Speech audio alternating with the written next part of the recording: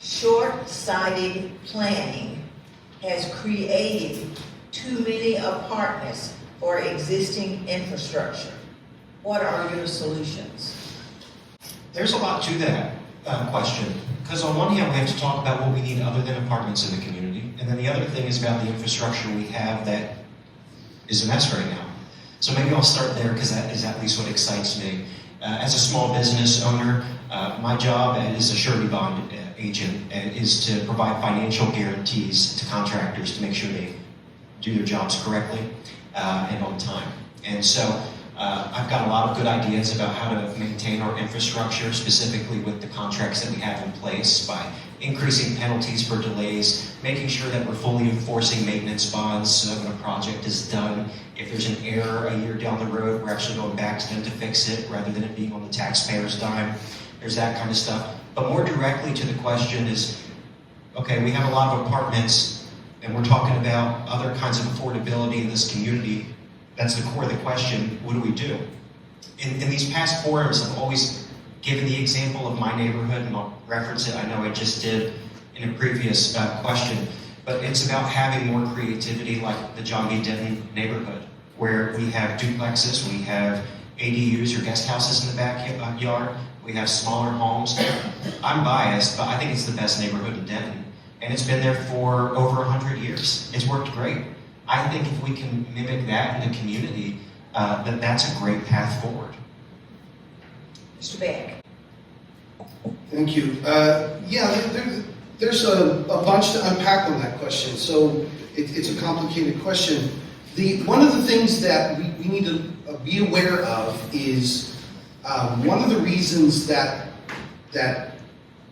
growth can be potentially problematic is, especially if you have sprawl, forcing us to expand our infrastructure out to the edges of town, not only eating our green spaces and our rural fringe, but creating a need to connect up our existing infrastructure to new infrastructure. And yes, developers pay for new infrastructure, supposedly, but then we have to adopt it after a number of years. So it really is the best municipal planning to have centralized bullseye. In fact, that is our infrastructure planning, where we can leverage multiple utilities and multiple resources close in with each other so that we can maximize synergies. And so we want to be careful to expand our portfolio of housing types into townhomes, into condos, into duplexes to get that additional density, into ADUs for some rental, but get it on centralized infrastructure so that we're not building sprawl on the edge of town, and there won't be the need for giant apartment complexes that we nestle into the corner of the loop where no one wants to live anyway, and the vehicle miles traveled, VMT, are bad. Ms. Ellis. Thank you. The housing stock report that came out earlier this year, well, it was first given in December of last year in front of P&Z, and then it was revised for some different data points in January. That was a report that I asked for last summer when I was on P&Z, and I noticed how many seemingly multifamily units were coming through. So I asked staff to put that data together, which we got a great report, and I urge you to take a look at it, because it does show that since 2020, we have a 96% increase in multifamily units. We have a 44% increase in the same time frame on single family units. So that's certainly a disparaging difference. I think we have to ask ourselves, what are our housing needs? You know, we were using a percentage of growth off our comp plan, as well as a 2021 study of need. I think we need to look at that again. We have 50% rental, by and large, in this community, with 50% home ownership. Of those renters, how many are students, how many are not students? Because their needs are very different. I don't think we ever delved into that, causing this lack of planning, causing this seemingly overbuilt large multifamily that we seem to have here. So it's time to take a look at that again and see what needs are missing and where do we need to focus. Thank you. Ms. Rumohr. Great. Right now in the city of Denton, and I think we've probably all seen it, we have two housing options primarily that get built. We have large sprawling single-family subdivisions that are usually consuming a bunch of green space, and then we have massive apartment complexes that are also consuming green space. There's not a lot of options in the middle. So with any problem that we have, I like to understand, why does this problem exist? So why are there so many large apartment complexes? Why have they gotten bigger, right? So we used to build smaller apartment complexes. Why have they gotten so big? And I can tell you right now, a lot of that's just economics, the cost of the land, the cost of construction, and just also some financing, how that works on the outside as well. What I want to see in Denton is I want to see a lot more of the smaller types in the middle. So some other folks have already mentioned these, so that we don't have such pressure for these multifamily buildings to get built, right? So we want them to be smaller. We want them to blend with neighborhoods better.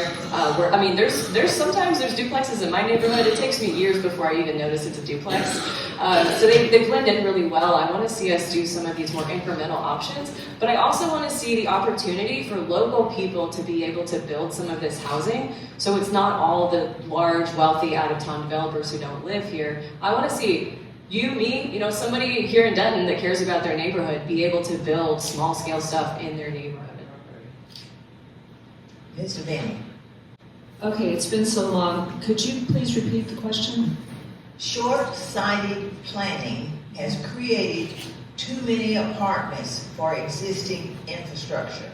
What are your solutions? Okay, so this is a question about infrastructure. So along with everybody else, I like the idea of the missing middle, housing sizes that are a little bit between large single family and large apartment complexes. I'm also a big believer in preserving neighborhoods through historic districts or conservation districts, various overlays that can kind of protect what we do have left that's not being encroached upon by apartments, with a stronger zoning layer. Obviously, one thing that we can also do to kind of encourage more compact growth is infill. That infill takes advantage of the existing infrastructure because it's infill, it's in an existing neighborhood. And if you have a historic district, then you are going to have something built in infill that is going to fit in with the surrounding neighborhood. I think that far too many apartment complexes have been approved recently, especially with the variances, and now we're sort of in a pickle.